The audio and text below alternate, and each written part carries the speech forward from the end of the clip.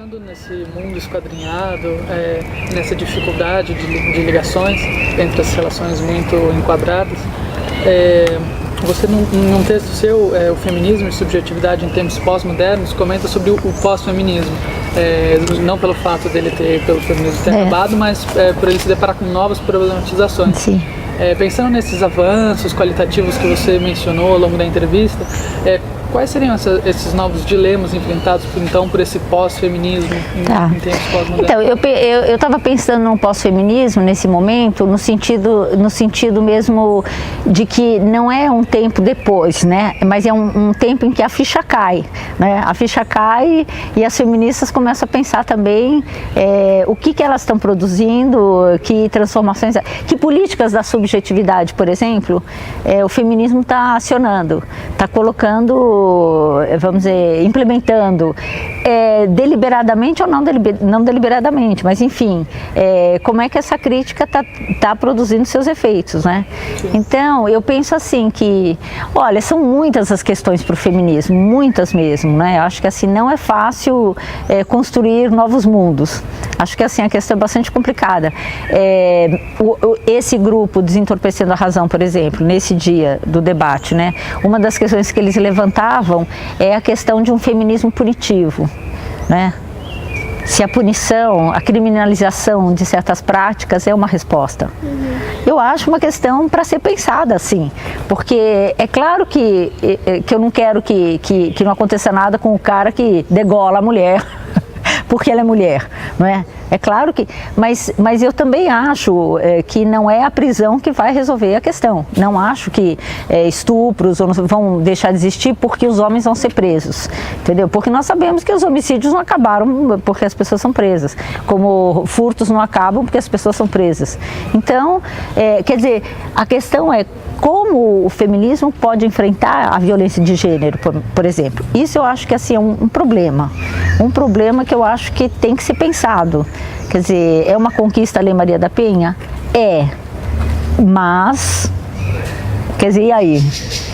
Quer dizer, aí o rapaz que vai com a namorada, o rapaz e a namorada que dormem junto e de repente ele quer transar e ela não quer, e ele quer, isso é estupro? Aí ele estuprou?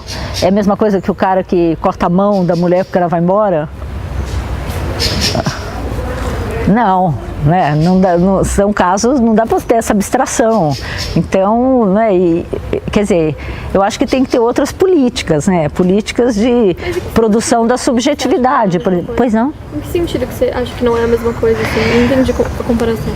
Eu acho que um rapaz que corta as mãos mutila a sua namorada, e um rapaz que quer transar com a namorada porque eles estão deitados juntos sem roupa e ele tem desejo sexual, e ele quer e ela não quer, e de repente ela cede, eu não acho que configura o mesmo caso de violência. Eu acho que são violências muito diferentes, entendeu? Tenho dúvida, assim, eu não sei muito bem, eu acho que cada caso é um caso, entendeu? Então, acho que não dá para você pôr no mesmo saco e mandar para cadeia os dois, entendeu? Então, os dois vão para cadeia, um fica 5 anos, outro fica 30. Entendi. Eu acho que isso não vai resolver a questão, não é assim. Os ambos violentos. Não é, entendeu? Quer dizer, porque nós também sabemos com Foucault e com a experiência nossa mesmo, que uma pessoa que vai para a prisão, ela vai sair muito pior do que ela entrou. Eu não sou a favor da diminuição da maioridade penal, obviamente. Eu acho que isso é um desastre, é de uma irresponsabilidade absurda, entendeu? Então, quer dizer, prisão não é solução. Eu não acho que seja a solução. Agora, como é que a gente enfrenta a violência de gênero? Eu não sei também. Entendeu? Quer dizer, porque eu sei, vamos dizer, dar respostas ainda abstratas, teóricas, no sentido, quer dizer, não é tão abstrato, mas eu acho que a gente tem que ter outras formas de formação, de produção da subjetividade, de diálogo entre homens e mulheres, tem que ter grupos de homens, de reflexão de homens, como tem de mulheres. Quer dizer, as mulheres avançaram muito sobre o conhecimento do seu corpo, sobre as teorias sobre o seu corpo, fizeram a crítica do discurso médico, a crítica do direito, a crítica, não é? De todo esse universo. Os homens não fizeram isso. Mas eles também passam por isso, porque o menino foi educado que ele tem que ser machão, que ele tem que comer mulher, que ele tem essas palavras horríveis, né? Ele tem que, não é? Ele é educado assim. Então, quer dizer, eu acho que assim, é importante também que os homens tenham, seria muito bom se os homens tivessem grupos de reflexão sobre a própria subjetividade, como as mulheres, e o corpo e a sexualidade, como as mulheres, entendeu? Porque as mulheres avançaram muito nessas de se conhecer, de conhecer sua história. Então a questão da subjetividade para as mulheres é cotidiano, porque qual que foi a grande conquista do feminismo? Deixar de ser a mulher que queriam que a gente fosse. Então, aí nós tivemos que inventar outras mulheres, né? Então nós temos experiência, história, e a gente criou outras formas de ser, outras formas de organizar o espaço, outras formas de se relacionar. Não acho que todas as mulheres, claro, mas o feminismo produz rupturas. Não é? Por isso que eu acho que a arte feminina não é a arte feminista. A arte feminista é uma arte que faz crítica, que produz rupturas. Então eu acho que o feminismo produz rupturas. Ele não mantém o feminino instituído. Ao contrário, ele é crítico desse feminino instituído e o define como sendo masculino. Masculino de uma era. Porque eu acho que assim, pode ser que daqui a pouco a gente fale de um outro masculino então é nesse sentido que eu acho que assim, isso é um problema para o feminismo. O feminismo tem que... eu acho que o feminismo tem que lidar com seus preconceitos e pensar nos seus preconceitos, né? Ontem a gente ficou um pouco assustada com a questão, e eu tenho ficado um pouco assustada. Eu circulo muito, né? Assim, uma hora eu estou com anarcofeministas, outra hora eu estou com feministas, outra hora eu estou com não sei quem, outra hora eu estou dando aula, eu circulo. E eu tenho ficado um pouco impressionada assim, com o preconceito, entendeu?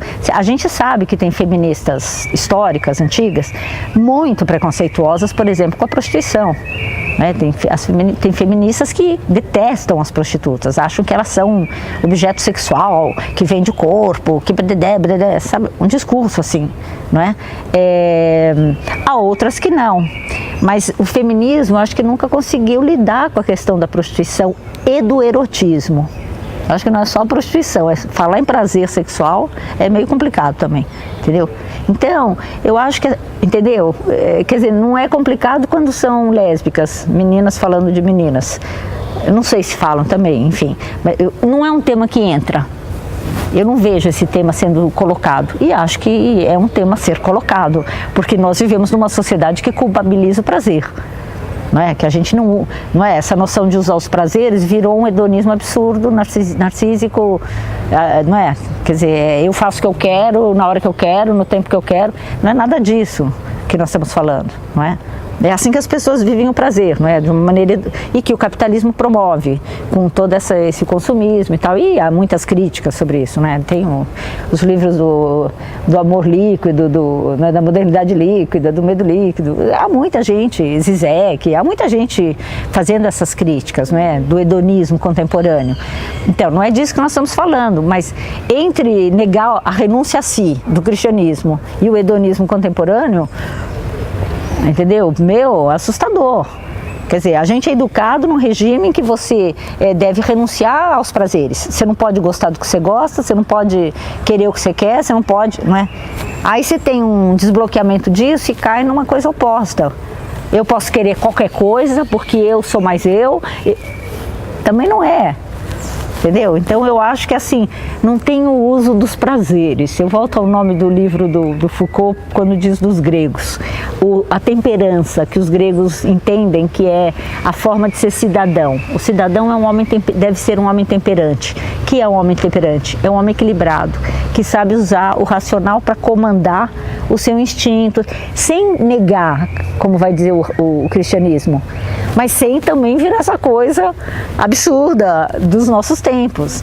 Então, acho que o feminismo tem que pensar essas questões, porque que mulher nós queremos nesse mundo? Mulher ou não mulher, que subjetividades, né? Como fica a questão da ética? Como fica a sua relação com o outro? Que é, se você é feminista, então você vai lá dizer para as prostitutas como elas devem viver? Que é poder pastoral? O rebanho lá e você é a feminista que vai dizer para... Eu falei, quem sou eu para dizer para uma mulher de 30, 35 anos se ela deve trepar assim ou assado? Por dinheiro ou sem dinheiro? Ora, faça o que quiser, minha filha. Se tem fantasia sexual, né? Dá mais tesão, seja por dinheiro. E por que a questão cai nas mulheres e não nos homens? Porque a prostituição existe por causa dos homens, concorda? Na Suécia, não sei se vocês sabem, mas quem é penalizado é o cliente, né? Eles penalizam. Não sei também se ajuda. Eu gostei da análise de uma Foucaultiana canadense, sabe o que ela falou? Porque assim, porque assim, no nosso mundo, em alguns lugares a prostituição é crime. Tipo alguns estados dos Estados Unidos. No Brasil não é crime a prostituição. Era crime o lenocínio, a exploração da prostituição, mas não a prostituta. Mas nos Estados Unidos, em alguns lugares em alguns países é. Bom, então é um grande debate. Então, o debate é centrado na prostituta, que já é a estigmatizada que leva gasolina e fogo e morre, né? Então, agora o homem que vai, porque o mundo é público, né? O mundo é dos homens. Mulher pública é puta. Homem, né? Público é governante. Né? Bom, então, até há pouco tempo era isso, né? Agora que mudou, faz 20 anos que mudou, 30 anos que mudou, mas quando eu era criança e adolescente, falar em mulher pública era chamar de puta, não era falar de Erundina, Bom, então, quer dizer, é um descompasso absurdo, né? É absurdo. E acho que o feminismo tem que pensar nisso, porque o feminismo não é poder pastoral. Entendeu? Nem o anarquismo, nem o socialismo, né? Quer dizer, a esquerda não vem aí para comandar o mundo e dizer qual é a melhor maneira. Ó, me poupe, não é? Me poupe. Então, quer dizer, e além do mais, ontem uma pessoa me chamou a atenção para uma outra coisa. Ela falou, além do mais nesse raciocínio, existe a ideia de que elas estão falando de prostitutas pobres e de que pobre é irracional. É a ideologia do liberalismo. O Locke dizia isso, que quem ficou rico porque é inteligente, porque sabe, porque aproveitou que Deus deu. Os que não subiram na vida, mendigo, não sei o quê, tem que ser governado, sim. São pessoas que não conseguem se governar. Então o quê? Você vai olhar para as prostitutas e dizer que elas são objeto sexual porque elas são bobas, porque elas são alienadas, porque elas... Não dá. Entendeu? Então, eu acho isso. Então é nesse sentido que eu estava pensando que o feminismo também não pode produzir mulheres cordiais, né? Por favor, né? Coronela, já pensou ter no dicionário coronela? Não tem, né? Só tem coronel. O que claro, é fruto de um mundo machista, porque imagina mulher coronela. Mas eu também não gostaria que mulheres fossem coronelas, porque tudo que a gente não precisa é mais exército, né? Agora tem um exército de mulheres. Pelo amor de Deus, né? Então o feminismo não veio para isso. Tem uma feminista que fala uma coisa muito linda, a Elizabeth Gross. Ela fala, o feminismo veio para tornar mais fluidas as identidades, e ele veio para libertar as mulheres, não para destruir os homens, mas para libertar as mulheres da mulher. Essa construção do século XIX, que diz que a mulher nasceu para ficar em casa. É disso que a gente está falando, de poder ser, de poder existir de outra maneira. E isso certamente ressoou em outros grupos, né? Inclusive nos homens, que também começaram a pensar, bom, eu não preciso ser esse imbecil que está aqui na minha frente, né? Quer dizer, isso não é um destino, só porque eu tenho essa configuração corporal, né? É muito libertador, quer dizer, essa ideia de que você pode trabalhar a sua subjetividade, como os gregos pensavam, nas nossas origens, né? Os gregos pensavam, você tem que ter o cuidado de si, porque você tem que se esculpir, você tem que se produzir da melhor maneira possível, isso supõe ética. É maravilhoso, é uma enorme liberdade, né? É uma esperança, eu acho. Então, eu acho que essa ideia das heterotopias é maravilhoso, né? Então, você não fique só lá com as utopias, olhando para algum dia, quem sabe pode ser. Mas pense aqui, outros espaços, inclusive subjetivos, né? Isso é muito bonito, é muito lindo, outras formas de amizade. Então, eu acho que o feminismo tem que fazer tem feito, né? Mas eu acho que tem que, no caso do Brasil, precisava, eu acho, ser um pouco mais reforçado isso. Porque eu acho que, assim, a nossa noção de amizade, essa discussão sobre amizade também é maravilhosa. Porque se você acha que amigos são 3, Quando você não está namorando, ou quando você se separou, você tem amigo. Quando você está namorando e está casado, você não tem amigo porque não precisa. Quer dizer, se tem 3 amigos e o resto é o quê? Inimigo? Como você vai construir esfera pública? Entendeu? Então essa noção de amizade cristã que tem o modelo, vem do modelo familiar, do privado, ela não pode ser transposta para o público, já que Derrida explicou isso no seu livro Políticas da Amizade. Maravilhoso, fantástico. Nós precisamos de outro tipo de amizade, de pessoas que sejam amigas, amigas no sentido de que eu ajudo você a crescer. Não é? Quem é amigo? Quem te liberta, quem te ajuda a crescer. Eu acho Foucault um grande amigo, porque ele ajuda a gente a se entender, me ajudou a me entender, eu acho ele um grande amigo. Outro dia me perguntaram por que você gosta tanto do Foucault, eu falei, eu acho que é ele que gosta de mim. Eu acho que ele gosta mais de mim que eu dele, porque eu gosto dele por gratidão, porque ele me fez muitos benefícios, mas ele me fez tantos benefícios por quê? Não foi por gratidão, né? Porque ele fez tanto, porque ele se dedicou a resolver tantas questões, passou a vida, não é? É um amor pela humanidade, né? Tem um amor por mim também. Não é? É diferente, eu acho. Porque não é diferente? Porque o nosso amor é um amor de gratidão. Assim, quando uma pessoa te liberta, te indica um caminho, te ajuda a crescer, te ajuda a se encontrar, você se apaixona pela pessoa. É seu Deus, né? É seu Salvador, é uma coisa assim. É uma pessoa que te faz bem, é seu amigo. Então, eu acho que assim, não é? É outra noção de amizade, né? Outra noção de amizade que a gente tem que construir. E o feminismo tem que construir. E tem construído, porque vocês sabem que na história da filosofia, as mulheres são consideradas incapazes de amizade. De Aristóteles a Montaigne, a nossos dias, até recentemente. Entendeu? Porque as mulheres são volúveis, elas mudam de opinião fácil e elas giram em torno de um homem. Então as mulheres estão sempre disputando o homem, o amor do pai, o amor do namorado, elas estão sempre girando em torno de um homem e as mulheres se disputam e se odeiam. O feminismo trouxe outra ideia, que as mulheres podem sim ser amigas, que as mulheres se ajudam e as feministas se ajudam, essa é a proposta, não é? Agora, eu acho que daí se expandiu, quer dizer, não é, as feministas não acham, eu acho que assim, a ideia não é só que as mulheres se ajudem às mulheres, ajude todo mundo, né? Hoje expandiu a coisa, né? Ajuda todo mundo que não esteja violentando, isso e aquilo, né? Então, acho que assim, o feminismo traz outra noção de amizade também.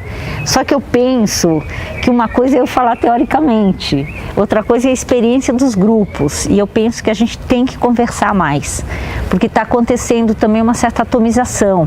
Tem muitos grupos pequenos aqui e ali e tem uma certa disputa geracional, entendeu? Tem uma disputa geracional, de estilo, quem tem 20 anos, você não entende, é outra estética. Você acha que com as feministas mais antigas, com as feministas mais novas? As de 20 anos, de 18, 15, 16, 17. Tem uma turminha assim, bem jovem, que impressiona porque é muito jovem e muito arrogante. Eu não acho que é só no feminismo, assim, feministas, como eu estou te falando, anarquistas, alunas, você vê um tipo de comportamento repetido, quer dizer, fala como assim, entendeu? Um pouco de arrogância, assim, eu sei tudo, você não sabe nada, a sua experiência não serve para mim, e o feminismo começa comigo. Entendi. Entendeu? Então, assim, nós temos que abolir a prostituição. Assim, como? O Santo Agostinho também queria abolir lá atrás, concluiu que era um mal necessário. A igreja passou a vida inteira querendo abolir a prostituição, chegou à conclusão que tinha que salvar de outra maneira, não é? Sim. Quer dizer, aí você vai abolir como? Me explique. O que? Você vai afundar? Quer dizer, a Suécia criminaliza os homens, como eu falei, né? Os homens são presos. E essa Foucaultiana canadense que eu estava falando, a Chloe Taylor, ela fez um artigo, eu não tinha pensado nisso, no começo eu até achei uma boa ideia, né? É mesmo, né? Pô, por que só as mulheres são culpadas, as prostitutas? Tem que culpabilizar os clientes. Aí ela falou, e aí cria um novo perverso sexual, como mostra o Foucault. Logo mais nós estaremos dizendo qual é o tamanho do nariz dele, né? Que tipo de quadril, que tipo de... O século XIX criou os anormais, né? Sim. E disse que isso estava incrustado no osso. no osso. Ou seja, o nazismo manda matar porque está no osso, não vai mudar o osso, né? Entendeu? Quer dizer, essencialismo é barra, né? Então, eu acho que também se criar perversos sexuais, perversos, é perigoso, né? Então, também estou achando que não é uma saída, não. E a questão que a promotora colocava ontem, que eu falei para vocês, né? A promotora feminista, eu nunca tinha visto... Eu não conheço muitas promotoras também, mas uma promotora feminista fez muita diferença, porque na área do direito a coisa é brava, né? E ela falava assim, mas se as pessoas querem se relacionar, se um homem quer ir na zona e transar, qual o problema? Qual o problema? O problema é exploração de criança, tráfico, mas eu achei tão interessante, né? Porque assim, uma promotora, né, famosa, que, enfim, tinha posições bastante avançadas, gostei de ver. As feministas fazem diferença nas suas diferentes áreas. Então, professora, você falou um pouquinho antes, no começo da entrevista, sobre o termo puta, né? E a carga pesada que tem na palavra. E a gente sabe que nesses diversos feminismos, a gente tem várias correntes, várias discordâncias e concordâncias muitas, também. claro. Então, tem algumas feministas que utilizam palavras como vadia ou puta num sentido de ressignificar essas palavras, né? E aí, a vadia, você está falando da Marcha das Vadias, que eu acho o máximo. Que você falasse um pouco assim, o que você acha dessa estratégia de militância? Acho o máximo. Bárbara, adorei. Quando eu vi, eu falei, olha que legal, entendeu? Porque assim, e uma moça me perguntou naquele dia na reunião se isso não era uma afirmação de identidade. Eu falei, não, ao contrário, é uma dissolução de identidade. Porque você entra na Marcha das Vadias, eu entro na Marcha das Vadias. Você não é vadia, eu não sou vadia. E nós estamos nos chamando de vadia. O que você está fazendo? Você está dissolvendo a identidade, não é? Quer dizer, é o contrário, é justamente je suis Charlie, né? Je suis vadia, je suis... E eu adorei, porque vadia é sinônimo de puta, né? É assim, um pouquinho mais se chama de puta, né? Quer dizer, você está chamando a pessoa de vadia, que não faz nada, não é mãe, não é trabalhadora, entendeu? Eu adorei. Quer dizer, é um pouco sinônimo da degenerada nata, né? Categoria que o César de Lombroso criou para definir as prostitutas, né? Então eu acho o máximo, e acho o máximo que sejam mulheres jovens, bonitas, entendeu? Que não tem nada de vadias e que vão lá e falam, eu sou vadia. É muito bom, porque desconstrói radicalmente, eu acho que dissolve a identidade, entendeu? E mostra os preconceitos, e coloca o dedo no preconceito, né? Porque tudo que uma mulher não quer é ser chamada de vadia. Então eu adorei, palmas para as vadias. Muito bom, muito bom.